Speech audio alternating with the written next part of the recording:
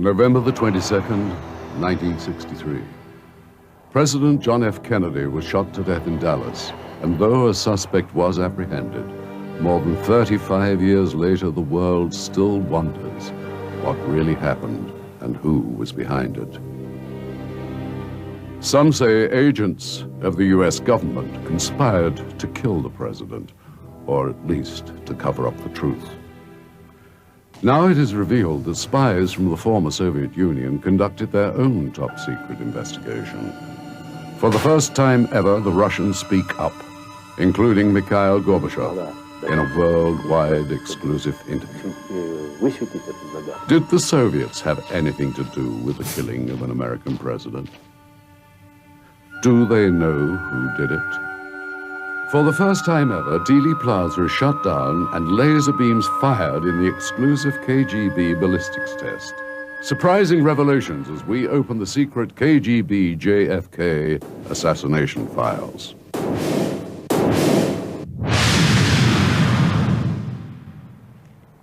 More than 30 years have passed since the tragic death of US President John F. Kennedy. The official explanation that the president was killed by a lone gunman has long been challenged by researchers who have noted numerous inconsistencies in the Warren Commission report. The real truth about the day that changed history is still not fully known. Much information on the JFK assassination has been kept secret, and the United States government apparently isn't the only one that has been holding such classified files. The Soviets were also interested in what happened in Dallas. And now that the Cold War is over, former spies have come forward and secret documents have surfaced, shedding new light on the plot to kill JFK.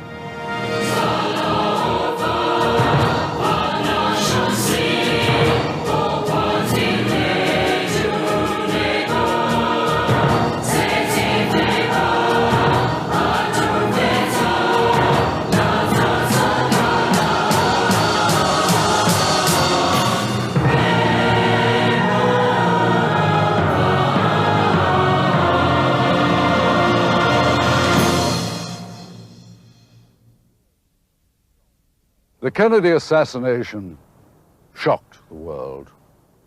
Fears that a foreign power might be responsible prompted the United States to scramble its warplanes armed with atomic weapons.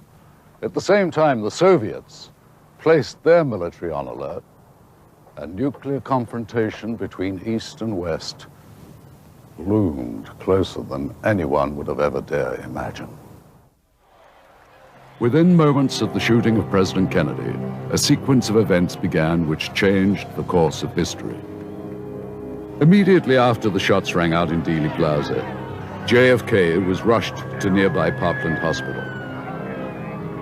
There, doctors worked in vain to save the mortally wounded president. Even before Kennedy was pronounced dead, steps were taken to transfer the powers of chief executive to Vice President Lyndon B. Johnson. With JFK's body on board, Air Force One headed back to Washington, and Johnson was sworn in as the new president. I will do my best. That is all I can do. I ask for your help and God. With all the confusion of the events of the day, it was not clear who was behind the shooting.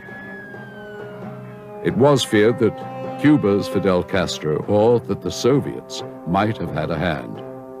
LBJ reportedly feared he could be next. Word reached Johnson that the exact whereabouts of Soviet Premier Nikita Khrushchev could not be verified. This reportedly made LBJ even more suspicious of the Russians, and he placed US military forces on alert. The tense standoff of the Cuban Missile Crisis had ended only months earlier, and many suspected Soviet involvement in the assassination of President Kennedy. It shall be the policy of this nation to regard any nuclear missile launched from Cuba against any nation in the Western Hemisphere as an attack by the Soviet Union on the United States, requiring a full retaliatory response upon the Soviet Union. Once again, tensions between the two superpowers heightened, and the USSR countered American reaction by placing its armed forces on alert as well. Fidel Castro went on television in Cuba and stated that neither he nor his country was behind the shooting of JFK. Likewise, there is evidence that Khrushchev contacted the American embassy to deny any Russian involvement in the assassination. At the same time, Khrushchev was worried that he would be implicated, or that there might indeed be some Soviet intelligence connection to the JFK shooting, so he ordered the KGB to investigate.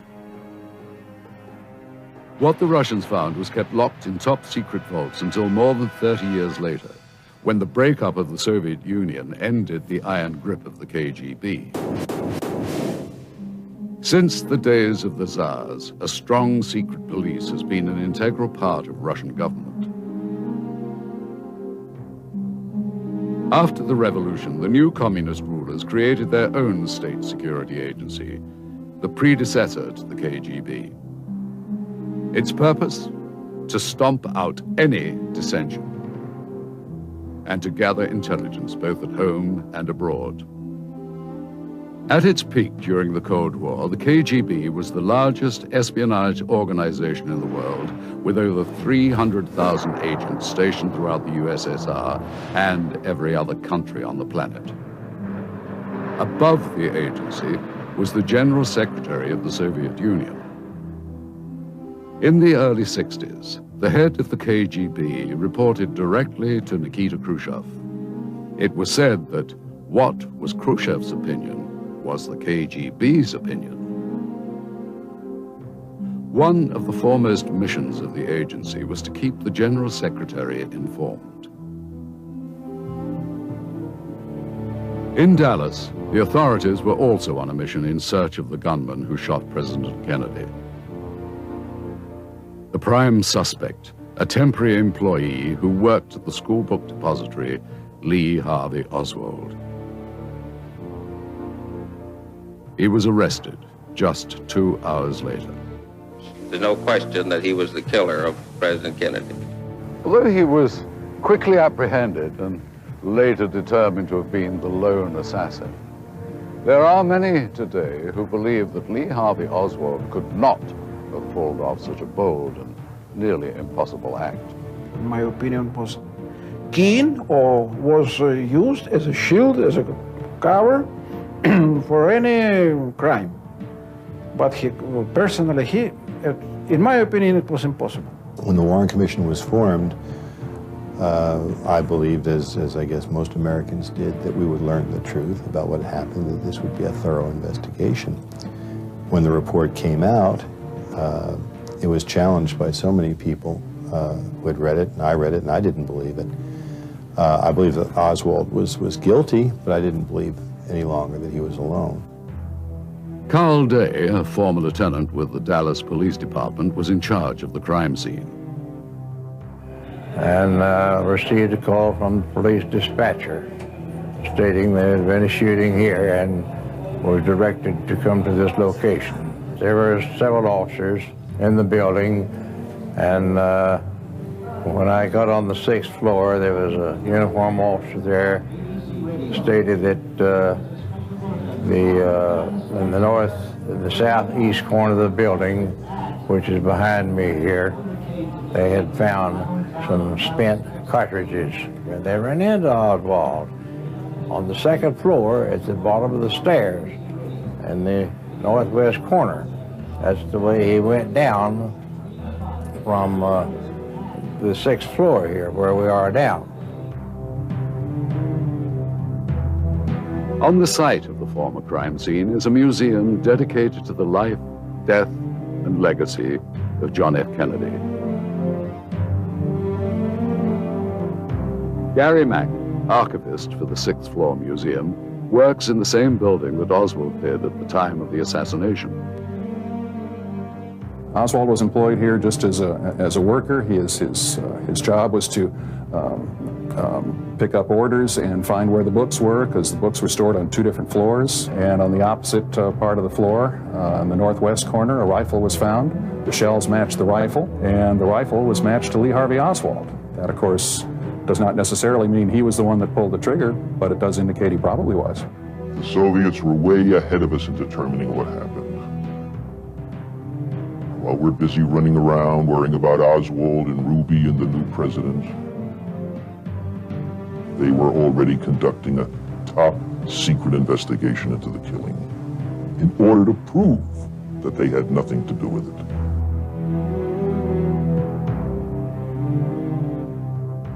They filmed their own experiments and ballistics tests.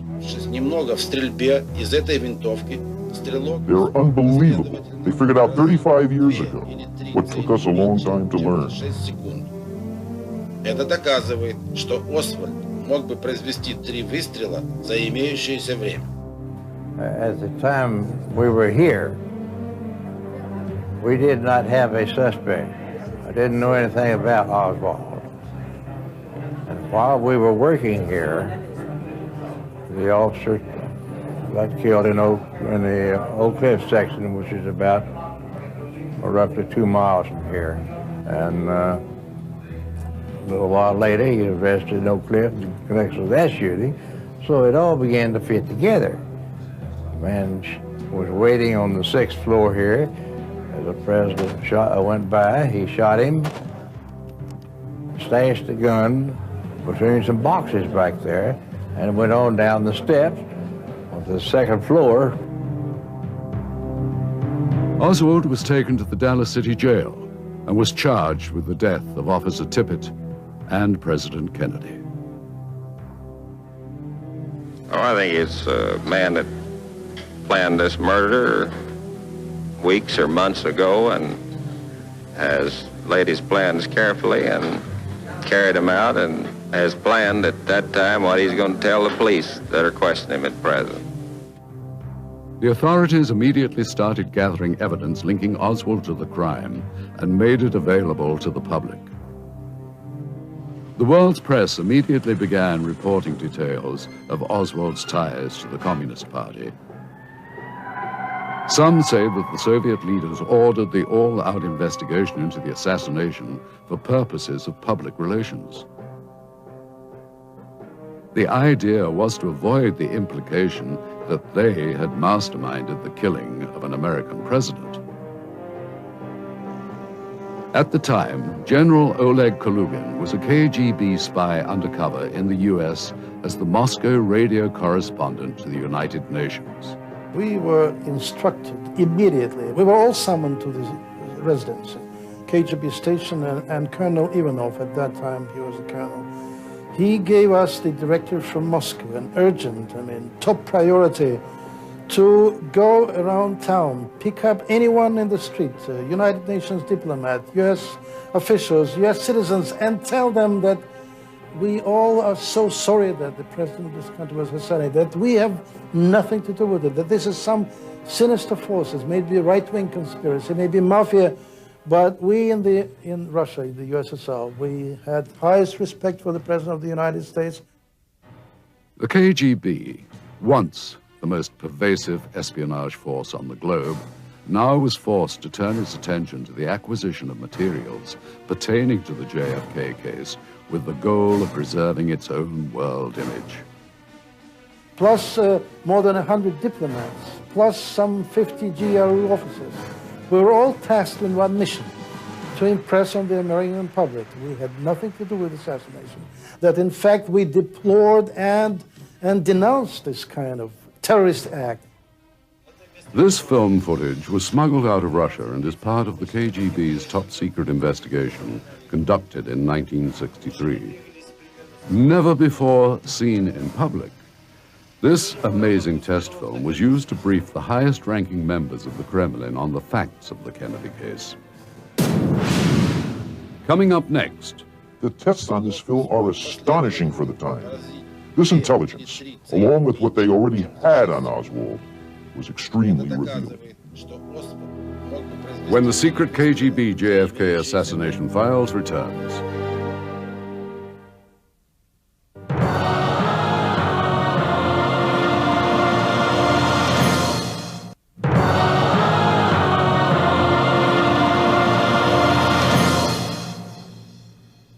Even today, the question still remains. Who, or indeed what, was Lee Harvey Oswald, and why did he come to Russia? At the time, among those most interested in learning the answer to these questions was the KGB.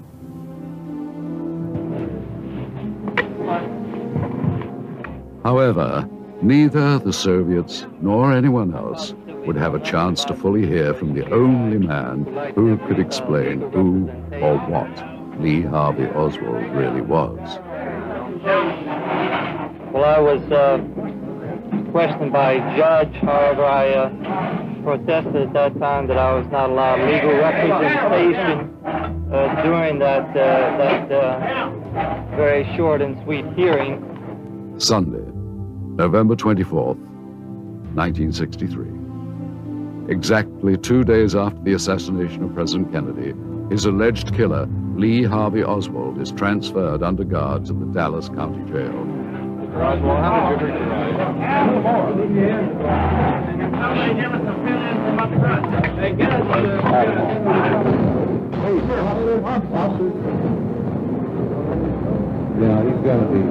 Suddenly, a man pushes his way through the crowd and fires a fatal shot into Oswald's abdomen.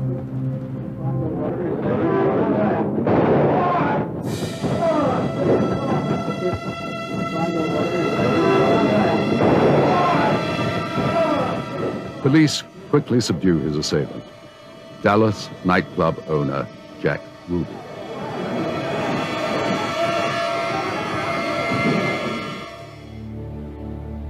Ruby is arrested and Oswald is rushed to Dallas's Parkland Hospital.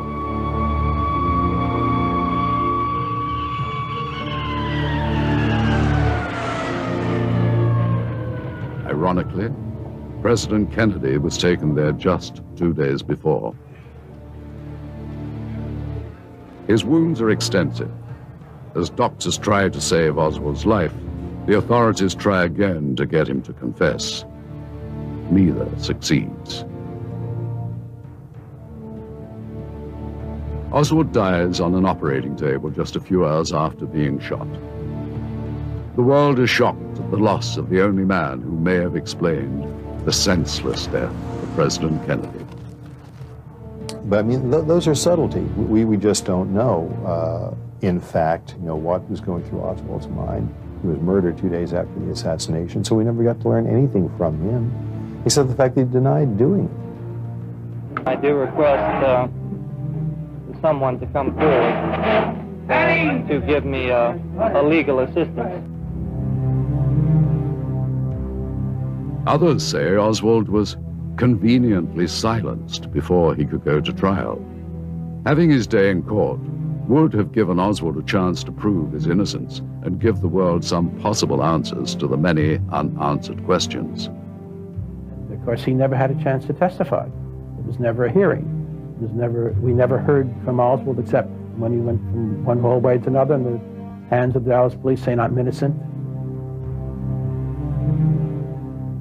Whatever secrets Oswald may have told went with him to his grave. His death, shocking as it was, still gave many Americans the closure they needed to put an even more shocking event behind them: the death of a president.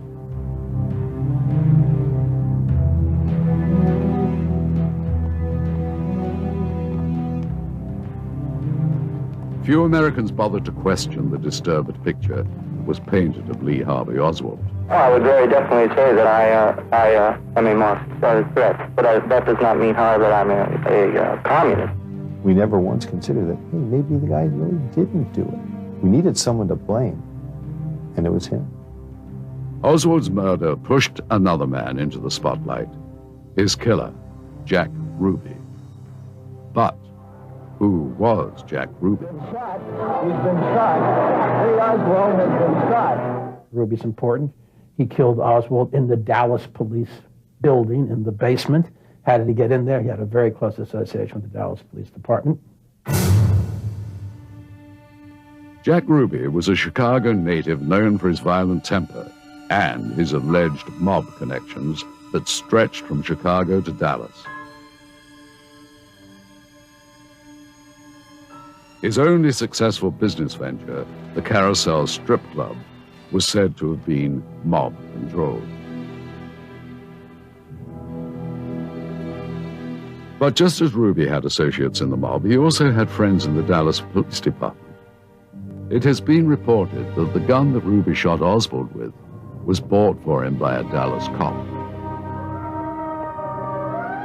Did his police connections make it easy for Ruby to get close to Oswald?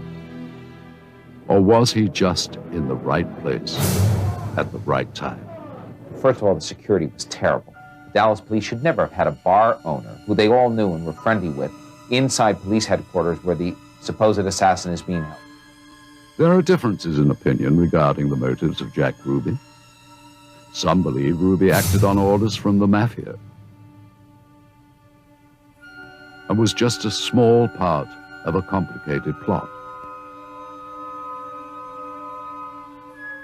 It's really difficult for an American to think this and to say it, but there was a period in our history when you couldn't tell where the CIA ended and the mafia began. The CIA utilized the mafia in assassinations that the CIA planned. Then there are those who believe that Ruby, like Oswald, was nothing more than a small-time guy looking for a way to make a big name for himself. It's one of those serendipitous things where two paths crossed 3 days after that assassination. Lee Oswald, for his own purposes, wanting to be in the history books, and Jack Ruby, the strip club owner, wanting to be somebody, finally become somebody that history remembers. More than 30 years later, the world still remembers them and still asks the question, why? Oswald was buried the day after he died. Ruby appealed for a new trial and his motion was eventually granted. However, he lost a bout with cancer and died in jail before the new trial could even begin. We, the jury, find the defendant guilty of murder with malice as charged in the indictment and assess his punishment at death. The world will never know the true facts of what occurred, my motives. His motive is still a mystery, but no more of a mystery than the life of Lee Harvey Oswald. The question, who was Lee Harvey Oswald, is sure to come up in any discussion on the death of JFK. There are those who believe the answer can be found in the files of the KGB. We have an assassin involved in killing a president, a senator, or whatever. We have to piece together their life by talking to individuals who knew them as youngsters, those who worked with them, who might have known them in the Army. With the KGB, we have an exceptional opportunity. I think the KGB files on Oswald are absolutely critical in many ways to getting a full understanding of him. He went into the Army at the age of 16 thinking he would turn his life around, and instead he was called Mrs. Oswald, abused, teased by the fellow soldiers, and was court-martialed, twice had problems in the Army, put in the stockade and thrown out. He eventually goes to Russia, thinks that's going to change his life. In September of 1959, Oswald was granted his request for a hardship discharge from the Marines because his mother was ill. However, a month later, he arrived in Russia on a 6-day visa. No one knew that he had a longer stay in mind. Even the Russians were surprised when Oswald asked to become a Soviet citizen. Defectors from the United States at that time were very rare birds, with very few exceptions of Russian spies who had to flee to the Soviet Union, who had no one who would come on his own and ask for political asylum.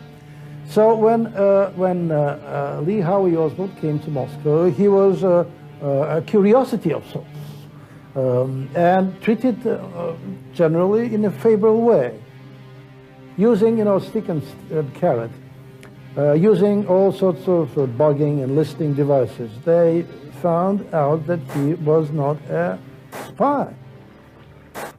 However, Vladimir Semichosny, then committee chairman for the KGB, says the Russians quickly determined that Oswald was not fit for espionage work, especially with the KGB. Не могли, понимаете, и от него добиться, и вообще установить He was just a mediocre kind of an individual. He was just an ordinary American. We never even understood the reasons behind his asking for political asylum. He is good for nothing. He is not good for spying. He is not a CIA. He will not do any job for the KGB because he is not that kind of a man. He will botch out everything. He will louse up everything.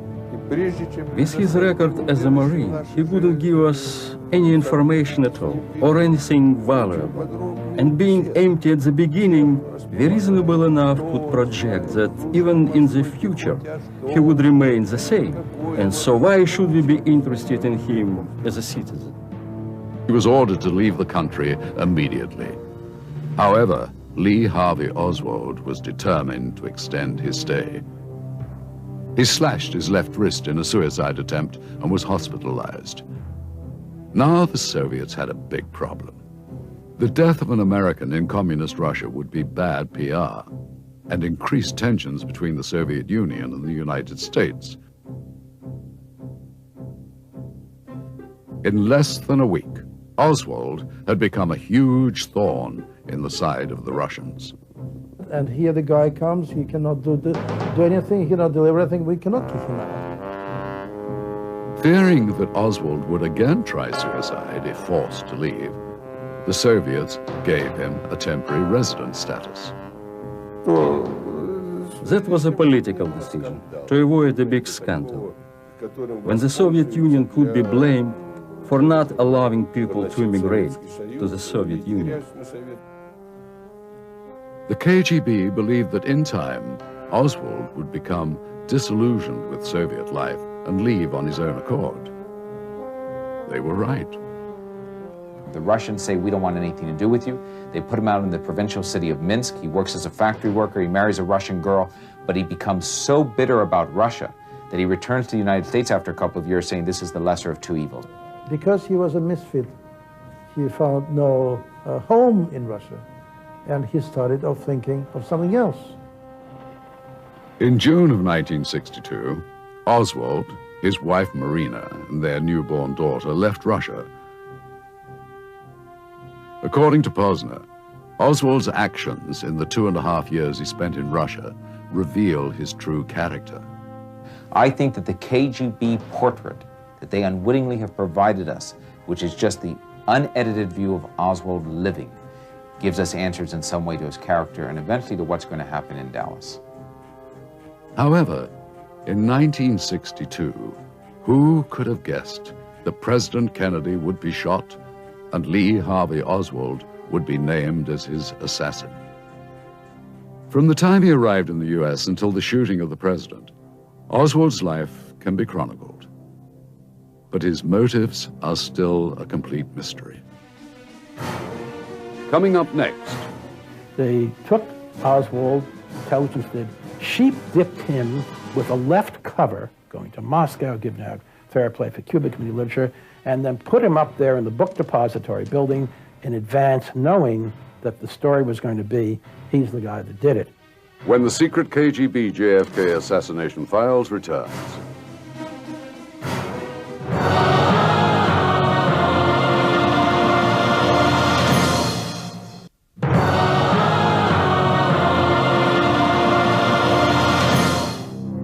In October of 1962, Oswald moved his family to Dallas and found work. However, his outspoken views on Marxism alienated him from his neighbors. Well, I have studied Marxist philosophy, yes, sir, and also other philosophy. He soon lost his job and his marriage was also falling apart. By all appearances, Oswald was no more successful here than he was in Russia. When he returns here, it's one failure after another. He can't hold a job. He can't do anything right. He decides now he's going to go and become part of Castro's revolution.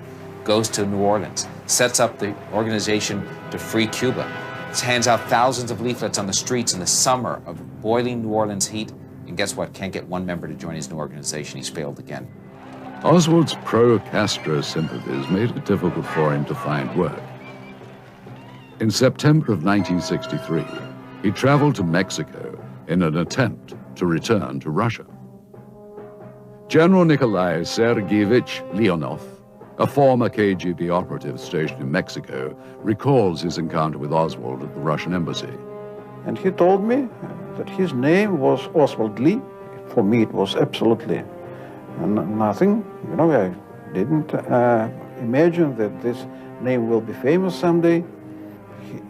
When he tried to explain me the reasons why he decided to return to the Soviet Union, he told again that he was under permanent observation in the United States. He felt to be persecuted permanently, and he was scared. He was under intensive fear, you know, that something bad will happen to him. He told me that he was living in a Mexican hotel, and the people there were searching him, were observing him. When he began to speak about the servants at the Mexican hotel, at that moment he pulled out a revolver. I begged him to hide his weapon, disarm it, to take out the bullets, but in my presence he tried to pull out the bullets. But my first impression, which was that he was a little mad, a little crazy, a little out of the normal situation. That's why I tried, like a psychologist, to calm him. He asked me to help him to get a ticket or passage for the plane to Moscow. I explained him that it was absolutely impossible, because for this it was necessary to have Russian visa. I knew that this bureaucratical process was very long, and I tried to explain him that it was necessary legally to write a sort of paper asking the Presidium of the Supreme Soviet of the USSR pledging for the citizenship of the Soviet Union. Tried to do it once and couldn't, because his hands were shaking. He was very nervous. He was absolutely, I would say, he was excited even. Leonov says Oswald became hostile when told there was no way to shorten the long application process.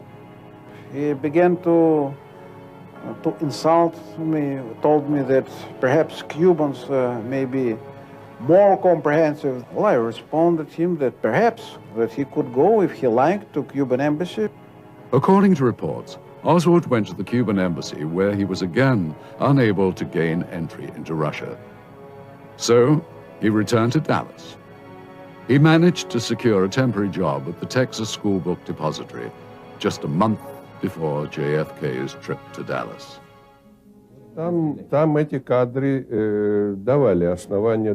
Judging by the footage, it did look like the shots had come not only from the rear and out of the window somewhere in the book depository, but also from the front. There were numerous eyewitnesses who support the Russians' observation. They say shots came from the front, from the area known as the grassy knoll. We all four seen about the same thing as the shot. The smoke came from behind the hedge on the north side of the plaza, and a motorcycle policeman dropped his motorcycle in the street with his gun in his hand and run up to the hedge. I went north to look around the corner to see if there's anyone behind the hedge, and met Special Agent of the Katy Railroad, and I walked along with him to see if there were any tracks there, in which there were tracks and cigarettes butts where someone had been standing on a bumper.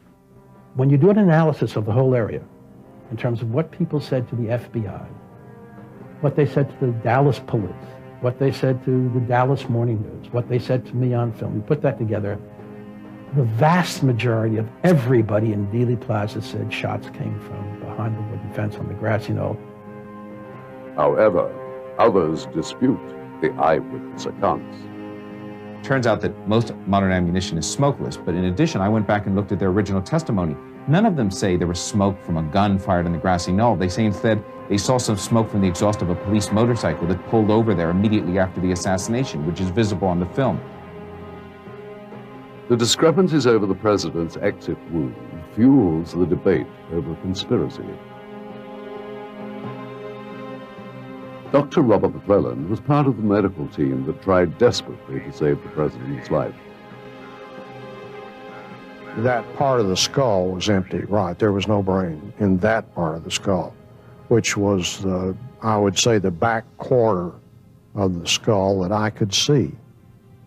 If the exit wound was in the rear of the president's head, as every witness said it was, it means that the shot came from the front.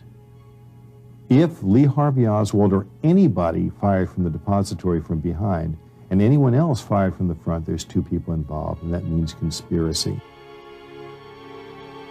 However, Kennedy's autopsy photos contradict statements from McClelland and other Parkland doctors. Some believe the doctors are simply mistaken.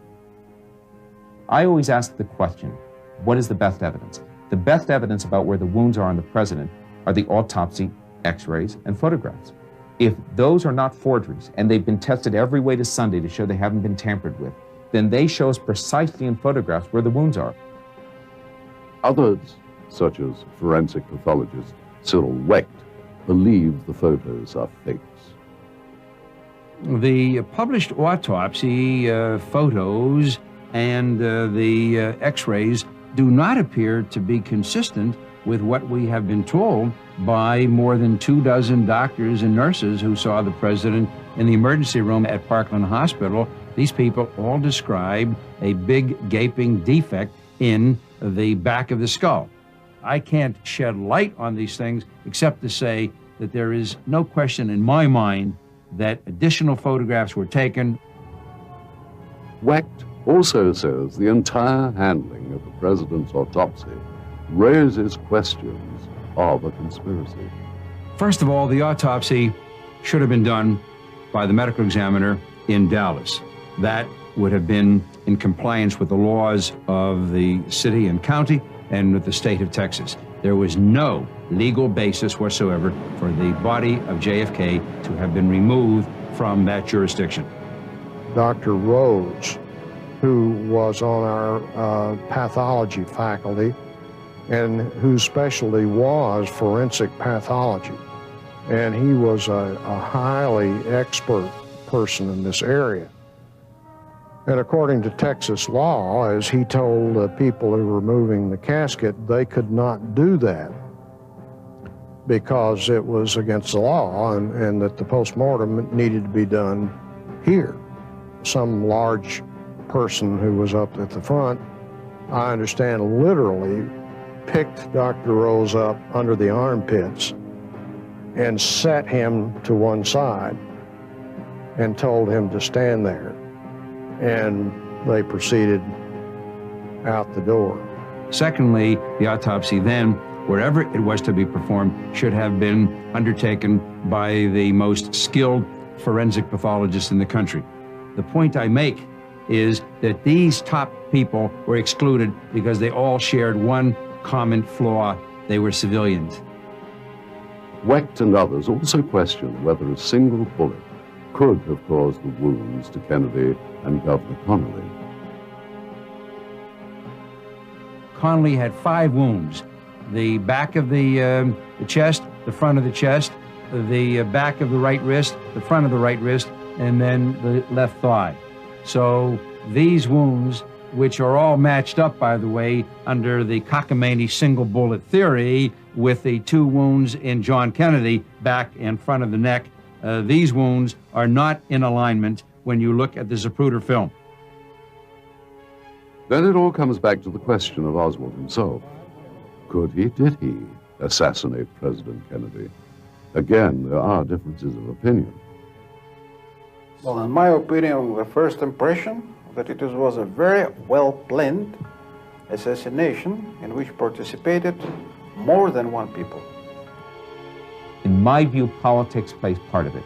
Lee Harvey Oswald wasn't really as much a communist as an anarchist, but he's striking out and putting himself in the history books, and he does that successfully 35 years ago. We were given a profile of Oswald as this loner, this crazy loner, violent, hated President Kennedy, and nobody challenged it, not till years later. When individual researchers started talking to people who knew Oswald, they said, well, no, he admired President Kennedy. He had always said he admired President Kennedy. Wherever you see Oswald, you see intelligence footprints. And that is not to say, in my view, that Oswald was part of the intelligence scheme to kill Kennedy. They took Oswald, intelligence did, sheep-dipped him with a left cover from Moscow, given out fair play for Cuban literature, and then put him up there in the book depository building in advance, knowing that the story was going to be, he's the guy who did it. However, after numerous investigations, the government maintains its official position. A lone gunman, Lee Harvey Oswald, is responsible for the death of President Kennedy.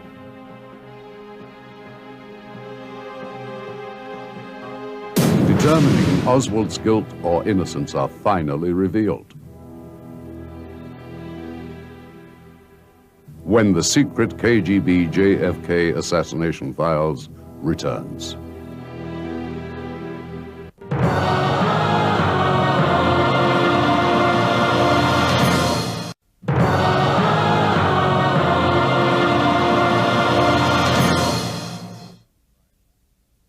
When high-profile crimes occur in Russia, top forensic scientists work on solving the cases at the National Crime Lab in Moscow. And this is where work was done on reconstructing the assassination of President Kennedy. Two of the top Russian authorities on crime scene ballistics have examined various films, documents, and photographic evidence relating to the JFK assassination. Lieutenant Colonel Nikolai Martinikov and Colonel Felix Vyskobov are the chief and director of the Department of Ballistics for the Russian Federal Police. We have done a study with the help of special equipment. It can be clearly seen that an oval-shaped explosion goes forward. This couldn't happen if the shot came from the front. If there is a small firearm injury at the back of the head, then it could not be an exit wound. The injury at the exit is always bigger than the one at the entrance, due to the law of physics. Had there been several injuries, it would have been a different situation. But there is just one wound, and it's cone-shaped. So there is no question that the shooting was done from the back. In my opinion, the president and the governor were shot with 2 bullets. There could have been one shooter or 2 shooters. On the windshield of the car, there are 2 fractures caused by firearm shots from the rear. If they came from the front, they would have gone straight through the glass. The initial movement of the head forward is very minuscule, while the second reaction is more vivid.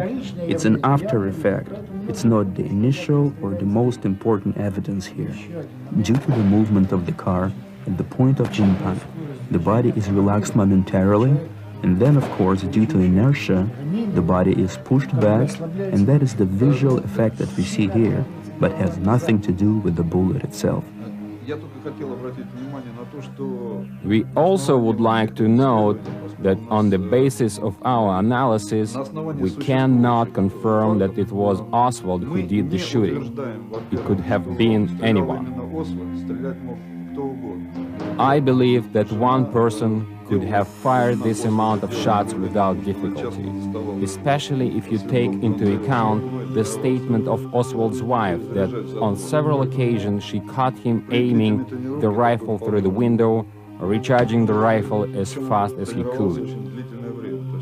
First of all, according to the data in the possession of KGB, Oswald trained for a long time with the weapon. So after a long period, he could finally fire several precise shots within a short period of time. Also, we shouldn't forget that the first shot was aimed at the head. However, the first bullet hit the neck area. It was a miss anyway. According to the data, the shot in the head came in as a third, or maybe even as a 4th shot. There is no unanimous opinion as to how many shots were fired. We cannot totally exclude the possibility that the bullets that hit the president and the governor were not found, and the bullets that were found had been planted. Neither can we confirm that the shots were made from this rifle and with the bullets which were found in the car, since the bullets were not extracted from the body. We cannot exclude the possibility that a group of shooters might have also been positioned in front. But seeing that the president was hit in the head, and this is the fatal wound, of course, they might not have been engaged because they had seen that the president had already been hit. Of course, there is another possibility that they took the shot and missed. Newly uncovered evidence proves the KGB conducted its own testing during the early 1960s to verify the likelihood of a single gunman theory. This startling footage, smuggled out of Russia, was shot during those tests. The narrator states that the test's purpose was to determine whether or not 3 precise shots could have been fired within 6 seconds. The targets were located at approximately the same distance as the president's car during the 3 shots. One shot at a distance of 50 meters, the second at 100 meters, and the third at 110 meters. Having done some training with the rifle, the shooter managed to hit 2 or 3 targets consecutively in less than 6 seconds. This demonstrates that Oswald could have made 3 shots during the given time. Compelled by the Soviets' results, we decided to test the rifle's abilities ourselves. The weapon recovered at the Kennedy crime scene was a Mannlicher Kakono that showed considerable wear.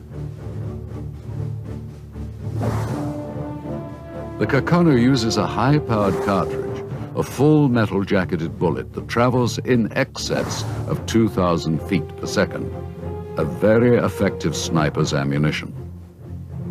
But the rifle itself would not generally be the sniper's weapon of choice.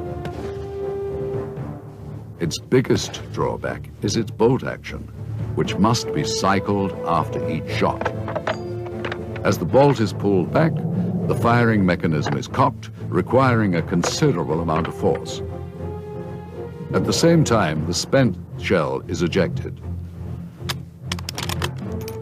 All of this forceful pushing and pulling not only wastes precious seconds, but also disrupts the shooter's rhythm, as the gun must be repositioned and re-aimed after every shot.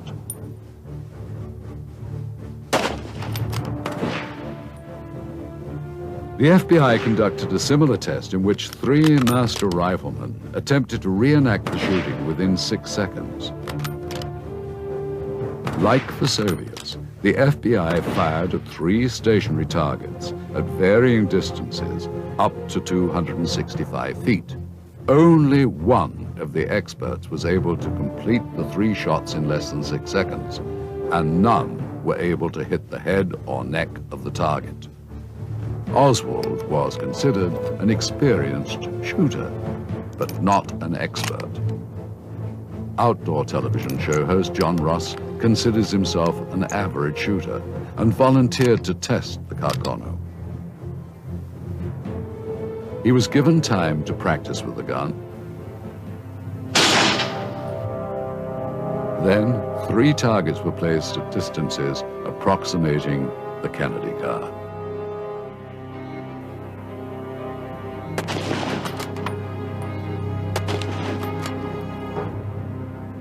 He attempted the series of 3 shots, 6 separate times. The results were surprising.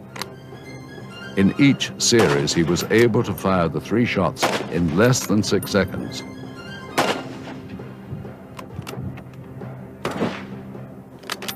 At the 2 closest targets, each headshot was accurate, and on the furthest target, he was able to hit the head or neck area 3 out of 6 times.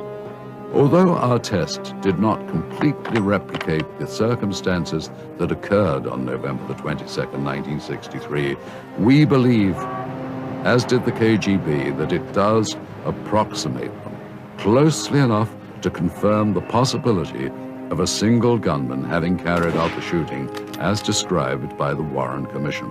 The testing also yielded another interesting discovery.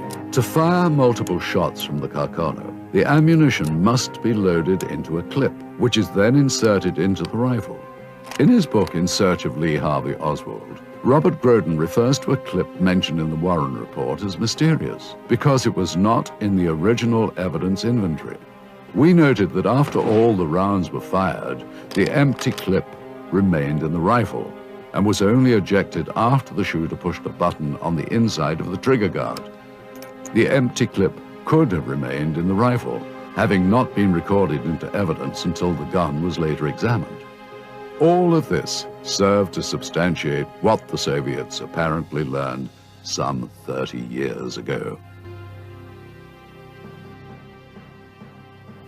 With the results from their tests, the KGB and top Soviet officials privy to such top-secret information would have drawn certain conclusions and arrived at theories about what really happened.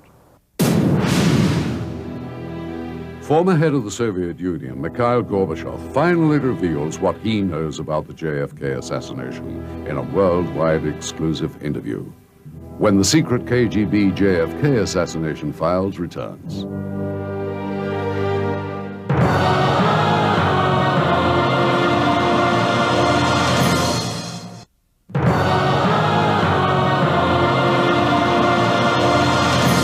With the collapse of the Soviet Union, the ensuing chaos left previously well-guarded materials less secure. Though most leads proved to be ultimately unproductive, we found that with perseverance, money, and a bit of luck, it is possible to acquire classified Soviet documents. Using a hidden camera, we recorded numerous meetings over a period of months in which we attempted to obtain relevant materials. This transaction between one of our Moscow contacts and black market dealers proved to be one of the more successful ventures, though, as you'll see, not without a few tense moments. It was harder than we expected, so we need more money. The deal was $5,000. Yeah, I understand that. I perfectly understand that, but we got to be much more this time.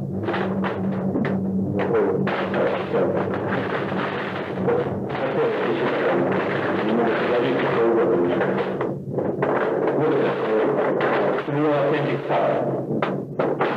Good stuff. Yeah, I'm looking at the scans.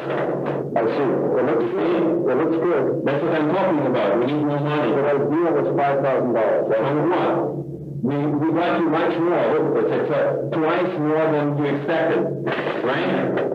This is about what I expected. This is what I'm talking about. And we need to pay our man. We need to, take care of stuff. Our deal is $5,000. That's all I have. Okay,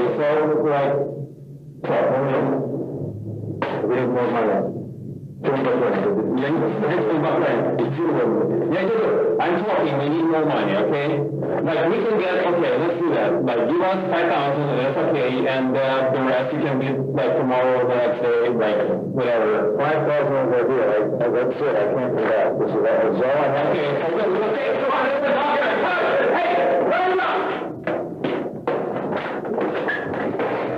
Finally, safe from the black market dealers, we discovered that some of the recovered documents corroborate what we had been told by the ex-KGB agents.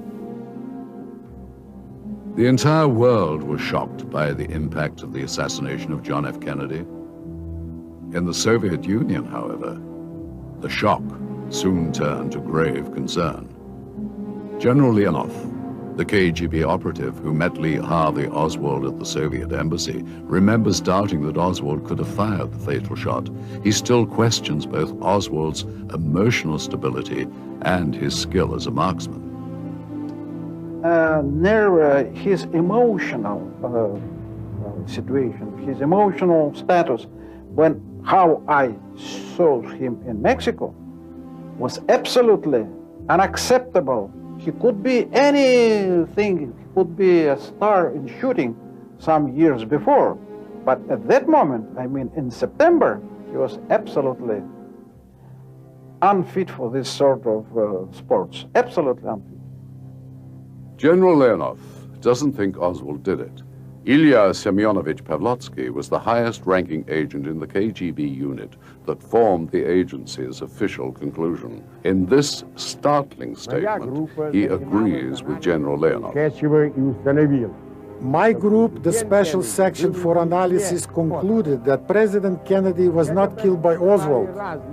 There was a lot of difference of opinion in the KGB, but one thing we all agreed that was Oswald was too incompetent to pull this off. In the world of espionage and secret intelligence, both sides often knew what the other was up to. So in launching its own investigation into the assassination, the KGB had access to key sources and privileged information. Some European capitals were gathered, high-ranked officials of the CIA and the Soviet intelligence, when all the questions were aroused and resolved. And the American part and the Soviet part reaffirmed their absolute negation and no acceptation of any brutal act against officers of intelligence.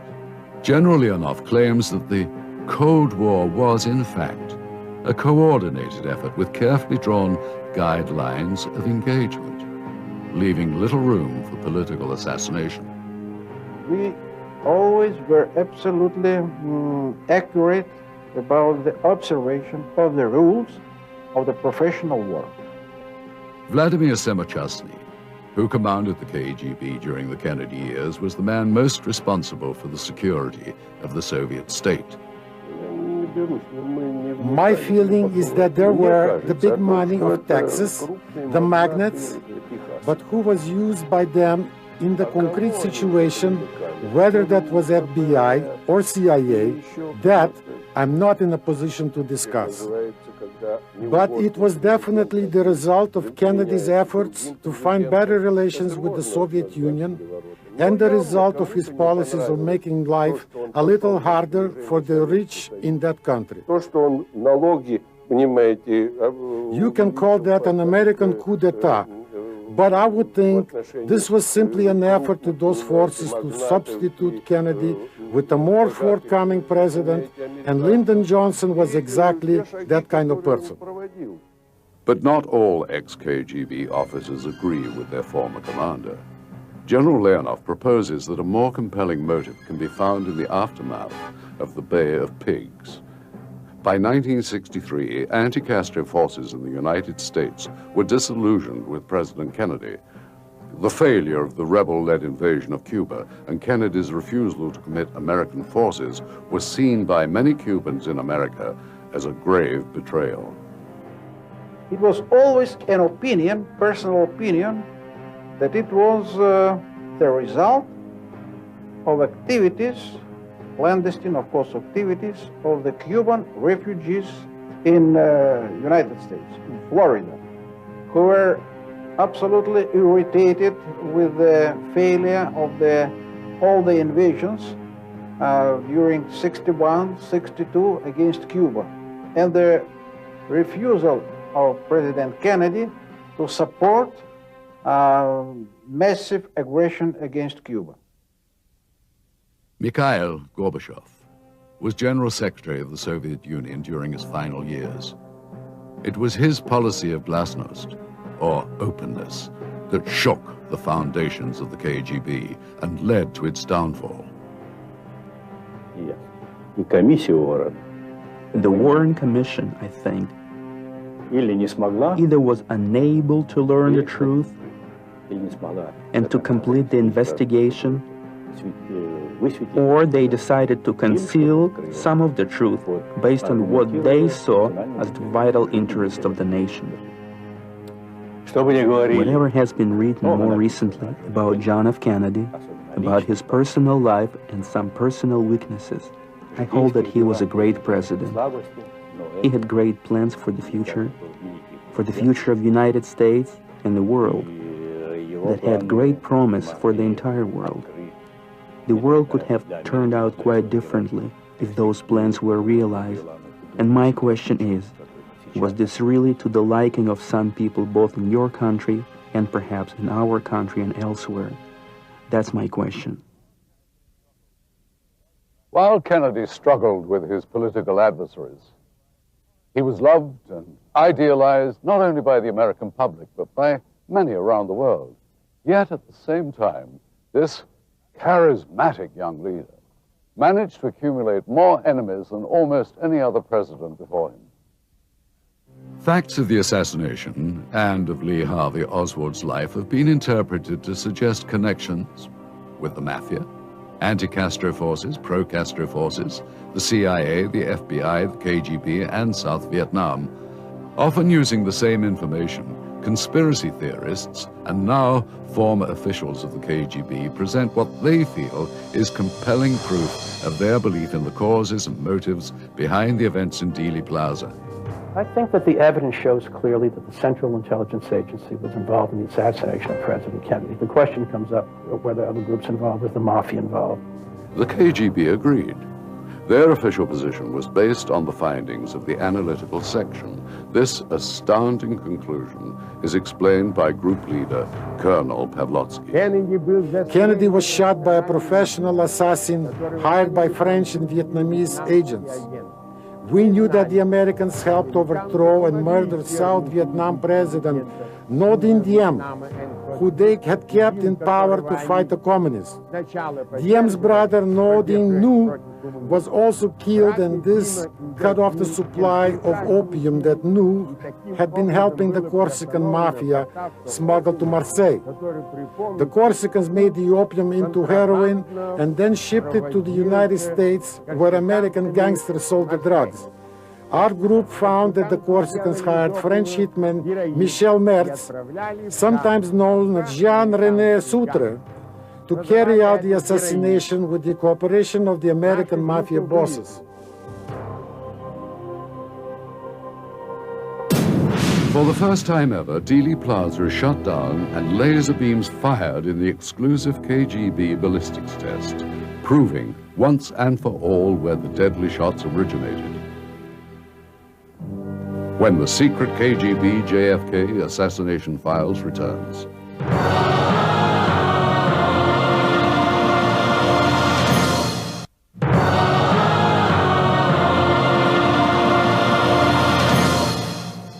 In the course of our Russian investigation, we discovered an intriguing opinion published by a leading ballistics expert for the Ministry of Internal Affairs. N.V. Martinikov suggested the modern technique of using precision test lasers to study the ballistics of the JFK assassination. It appears as though something has happened in the motorcade group. Dealey Plaza, November the 22nd, 1963. The Dallas newsman, Mel Couch, happened to look up at about the 5th or 6th floor of the Texas Book Depository. He said he saw the rifle being pulled back in. It's official. As of just a few moments ago, the President of the United States is dead. Car's moving. Okay. Gentlemen, we need all of you right here, right now. Now, some 35 years later, the plaza is closed down by the city of Dallas for this one-of-a-kind experiment. Everything is okay. We're ready to go. Shoot your laser. We're going to recreate the shooting scenario, as many various scenarios as possible, and using laser technology to establish the lines of trajectory. I would like to determine one more favorable or one that seems to fit better. Anthony Larry Paul has over 30 years of experience in crime scene reconstruction, serving as ballistics instructor for the FBI as well as the Philadelphia and Los Angeles police departments. In order to achieve this test, we had to compile a team of recognized experts. The team was comprised of our laser expert, Mr. Heinz Thummel, Dr. Vincent DiMaio, who has an impeccable reputation as a forensic pathologist, Mr. Robert Groden, who is a photographic expert and has done a great deal of research in the John F. Kennedy assassination, and Mr. Ronald Singer, who is a criminalist and certainly has a great deal of expertise in crime scene reconstruction and in the area of criminalistics. Yeah, I see the beam. I see the beam in the shadow. I see it in the shadows. Heinz Tummel, a pioneer of laser engineering, was the first scientist to conceive of laser sighting for the weapons industry some 30 years ago.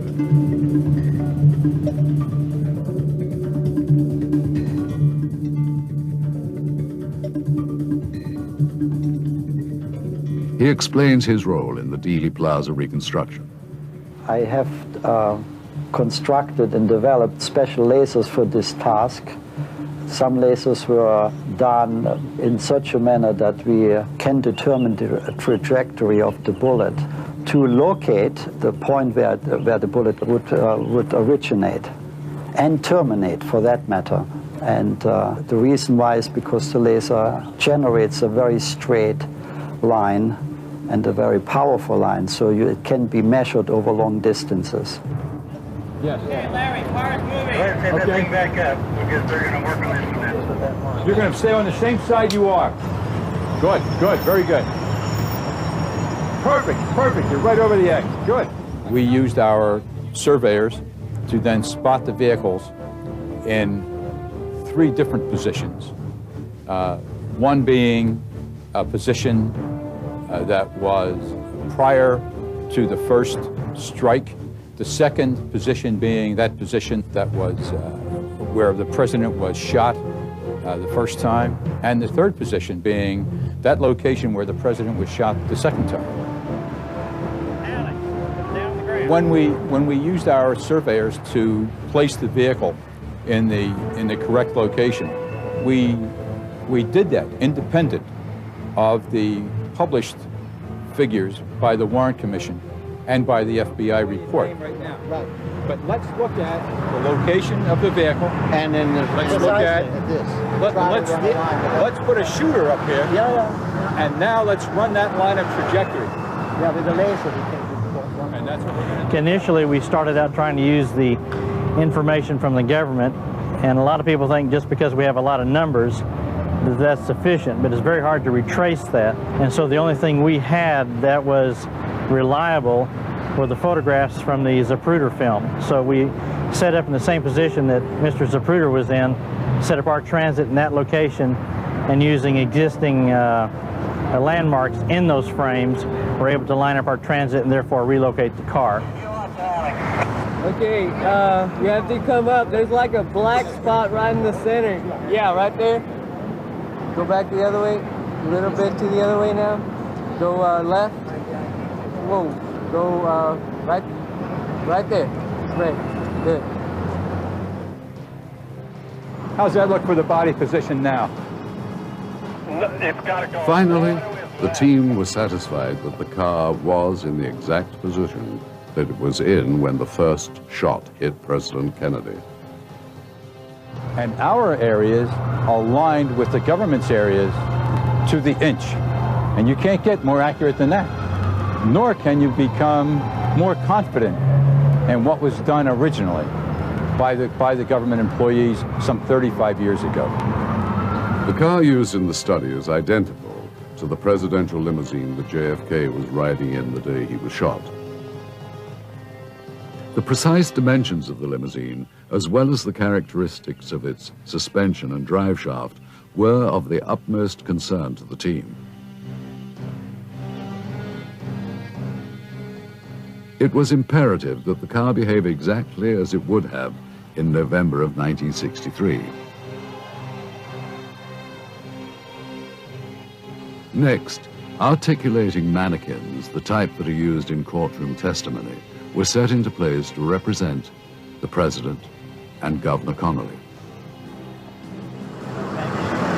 Now, right where you are right now, Salvador, you can look right down at the limb that we want to try to pull over to the north side. Due to the passage of time, the Texas live oak tree that sits in front of the school book depository has grown to the point of obscuring the line of sight between the window and the points on Elm Street where the presidential limousine would have been. Therefore, the ballistics team members found it necessary to call in the City of Dallas Parks Department to help solve the dilemma. There's two limbs that go like this, and the bulk of those limbs covers the window. I mean, that's where the coverage is. So they're going to try to separate them like this first. If that doesn't work, then they're going to take this limb off.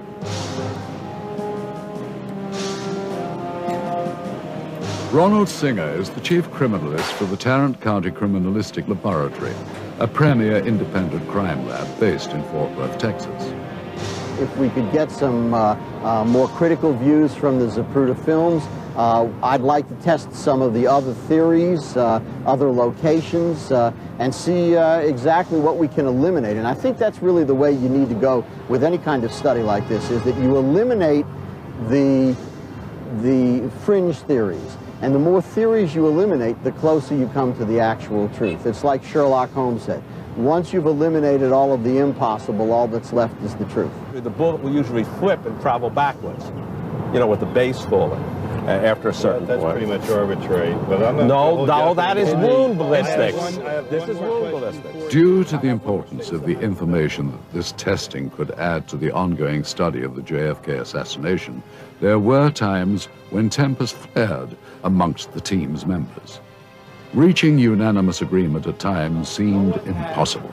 Any photograph showing the bullet impacting him. And he would not even, he would not even realize. Assume a forward motion and a rearward motion behind the fence because it fits your foot. No.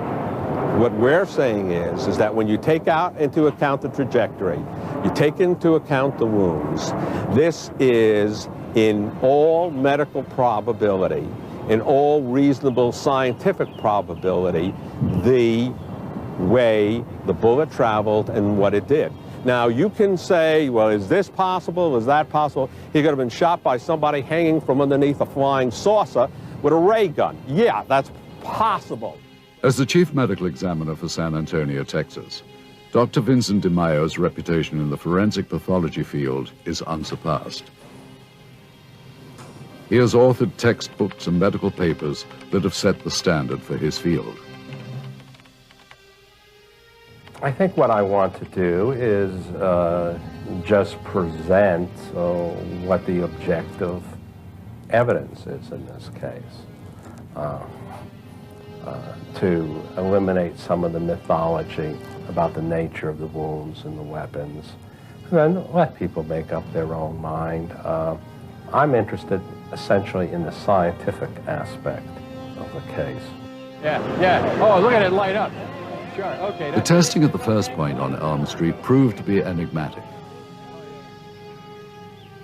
The balance of the team concluded that the shot most likely came from the 6th floor window of the school book depository, as both the Warren Commission and KGB had concluded.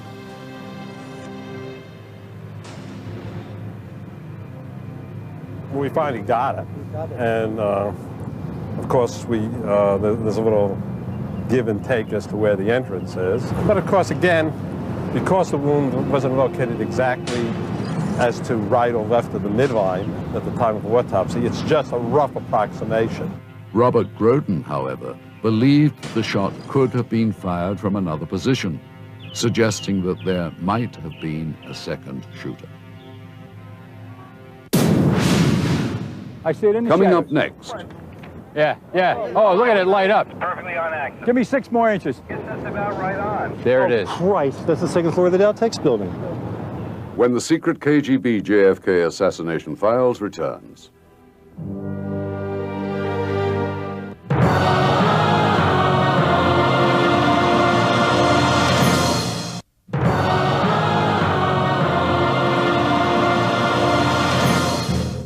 We're running out of time.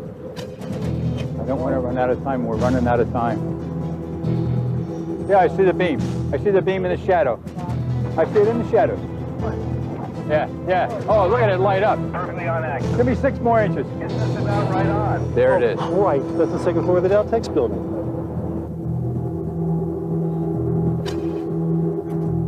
The testing at the first point on Elm Street proved to be enigmatic. The balance of the team concluded the shot most likely came from the 6th floor window of the school book depository, as both the Warren Commission and KGB had concluded. We finally got it, and of course there's a little give and take as to where the entrance is. But of course, again, because the wound wasn't located exactly as to right or left of the midline at the time of the autopsy, it's just a rough approximation. Robert Groden, however, believed that the shot could have been fired from another position, suggesting that there might have been a second shooter. One of the most significant things that we were able to do with this testing is to find that there is additional confirmation for a suspected firing point that has been suspect now for well over 30 years, and that is the 2nd floor of the Dow Tex building. If we look at the line of trajectory where the president has been shot, 3 degrees of rotation puts that shot in perfect alignment with the 6th floor school book depository room. 3 degrees out puts that projectile in the 2nd floor area of Dow Tex building. Unfortunately, there is no hard evidence or tangible proof that there was ever a shooter located in that 2nd floor area. So if we go back to the physical evidence, everything points to the 6th floor as being a location of the shooter. Just drift a little bit. That's it. Come on over. Drift a little over. Once testing was completed at the first position, the automobile was then moved into place to test the fatal head wound to President Kennedy. The team had come to the opinion that the shot originated from the back of the president. And that was based on the blood splatter, on the eruption of the spray of blood, and on the examination of the remaining portions of the skull. This is consistent with an exit because you've got a high-velocity missile. The only type bullet that will produce so extensive a network of fractures in the skull is a bullet traveling at a very high velocity, okay? A rifle bullet, essentially. So when it comes in, it makes usually a relatively neat hole, and when it comes out, it produces a very large exit, especially if the wound is very superficial. Actually, if the wound is deeper, like from here to here, the exit wound is smaller, because the force generated by the bullet going through the brain can be absorbed by the whole head. Here, it's kind of like just ripping off the top of the head. So when you see at the exit, you'll see blood and tissue ejected in a cloud, a very a mist-like cloud, pink in color, and this is vaporized blood. And the little droplets are all less than a millimeter, just tiny. And so you have a kind of cloud of blood. And this is what the motorcycle riders later rode into. They rode into the cloud of blood. Robert Groden, once again, was not convinced that the shot was a back-to-front wound. No, see, everything that we've come up with on our side of the argument for all these years, everything is being totally ignored here. No, everything. Because what you're saying is that he's buckling at the instant that he's shot. That's not what happens in most people. Most people are shot and some passage of time, and then they react. But we're not talking about knowledge or reaction, we're talking about transfer of momentum. We're talking about the bullet striking him and making him buckle. No, that's make-believe. That's right. That's Arnold Schwarzenegger pictures.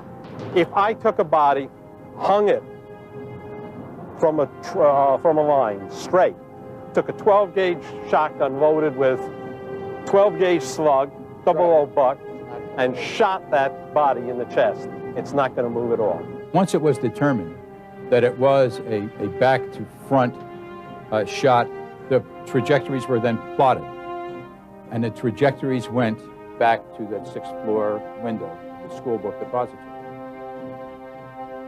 Having tested the positions as outlined in the Warren Commission report, the team then moved on to testing alternate theories.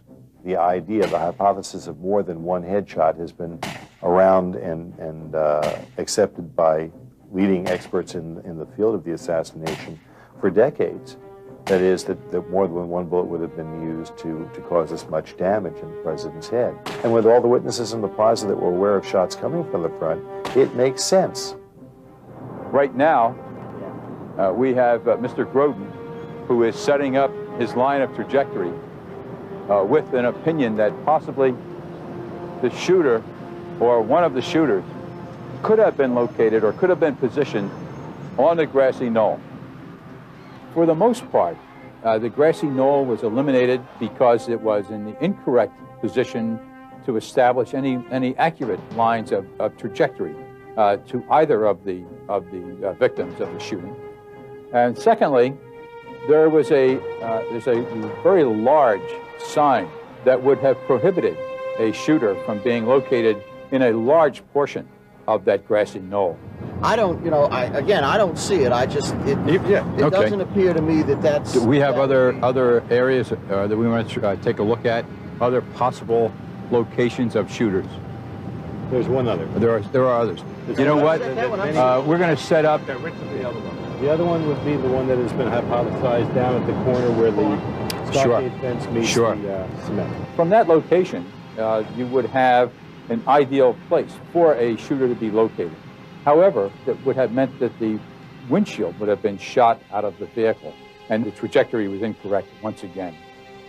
And another theory that was tested was the shot originating from the location of the storm drain. That location was quickly dismissed as the shot would have had to have been very, very quick. There would have been no opportunity to aim the firearm.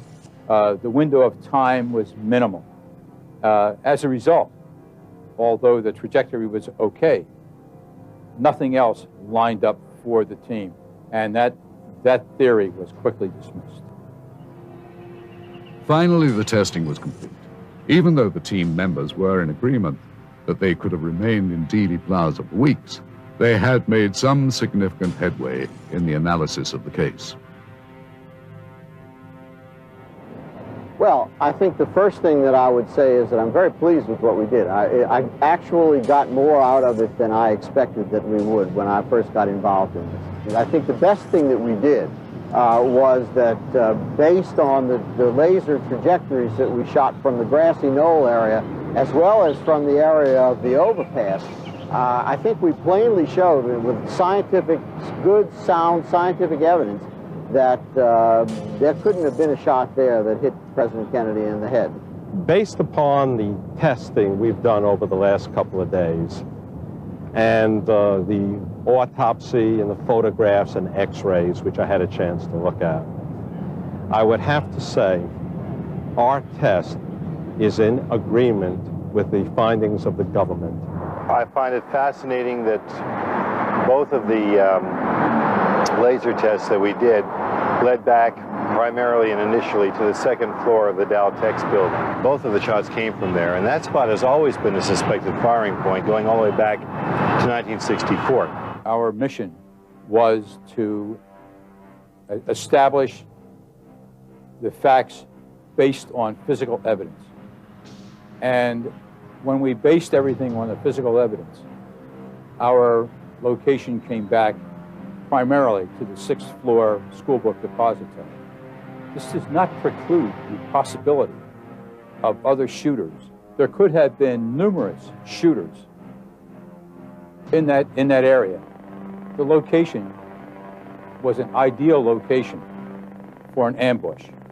However, there's just no evidence anywhere but that school book depository to base an opinion on. It's impossible for us as a team to base an opinion on conjecture. We must base an opinion on the physical evidence. And I am not suggesting that this was one person acting alone to assassinate the President of the United States. I am just suggesting that the evidence says that it was sources came from one location. Results of our tests and the KGB's startling conclusions. When the secret KGB JFK assassination files returns.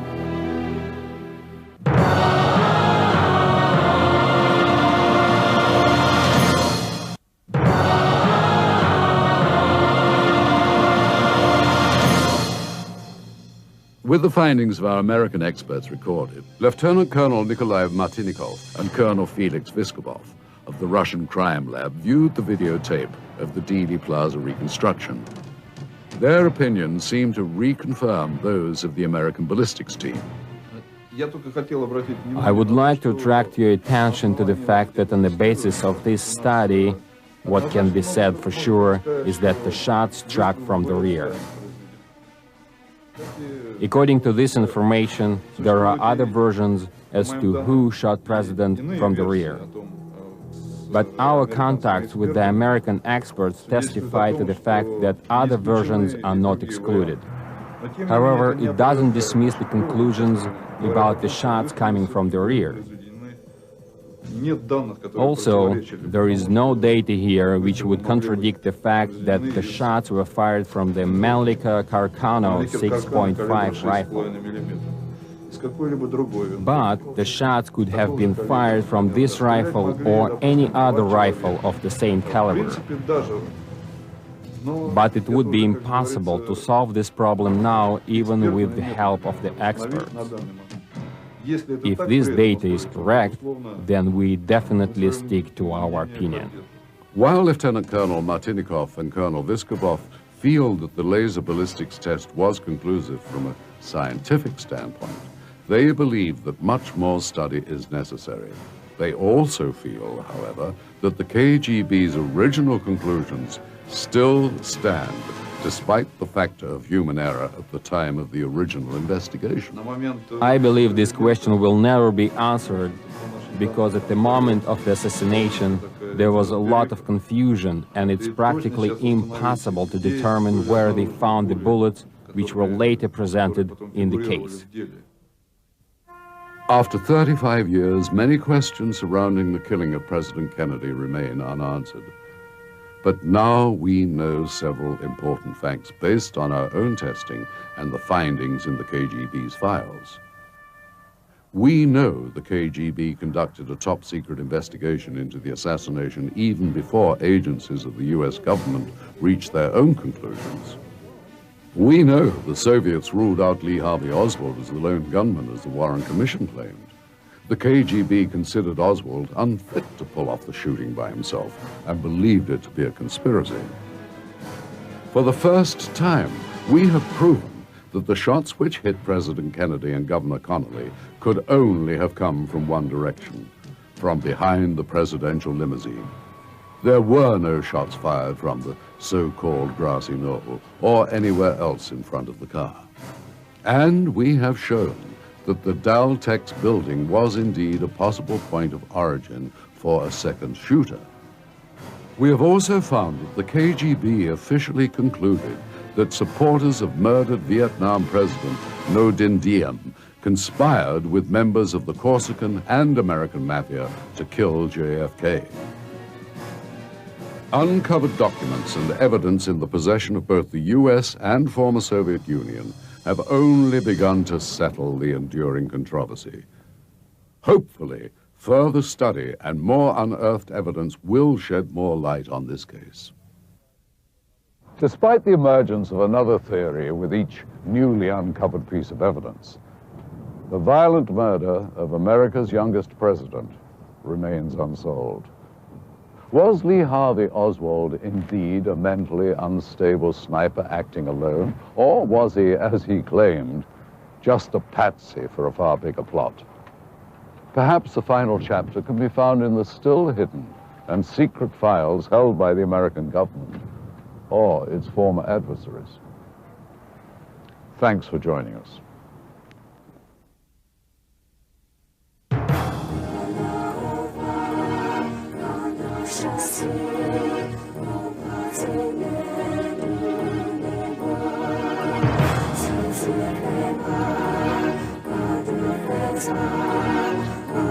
Possible.